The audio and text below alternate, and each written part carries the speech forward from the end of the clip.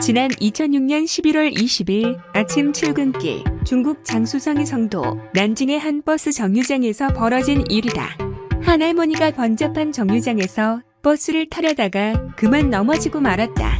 막 버스에서 내린 펑이는 노파가 쓰러져 있는 것을 보고 달려가 부축했다.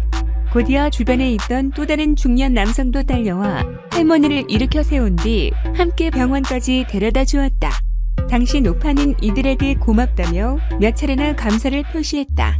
하지만 병원 검사 결과 노파는 낙상으로 인한 골절로 크게 다쳤고 적지 않게 치료비까지 내야 했다.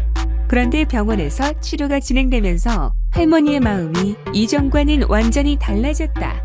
병원까지 데려다 준 펑이를 대상으로 그 노파와 가족들이 사고를 낸 사람이라며 법원에 13만 위안가량의 민사소송을 제기한 것이다.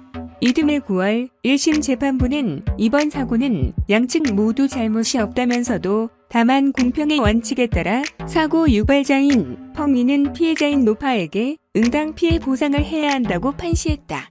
펑위는 불복 끝에 항소하였고 억울함을 호소하였다.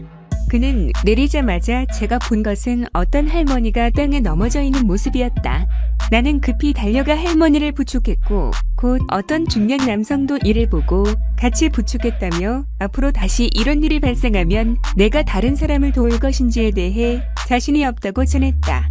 하지만 그의 호소에도 불구하고 2심 재판에서 펑위는 피해자 손해의 40%인 45,876 위안을 지급하라고 판결했다.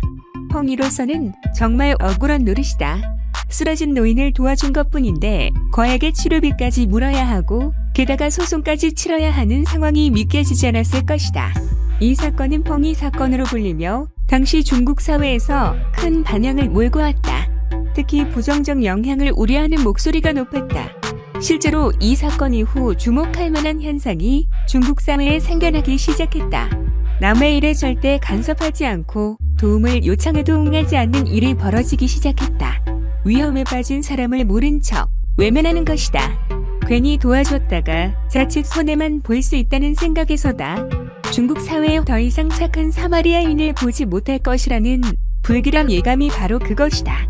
하지만 더욱더 충격적인 반전은 펑위가 당시 사건이 발생했을 때 자신이 노인과 부딪혀 노인이 넘어졌다며 진실을 고백했다는 것이다.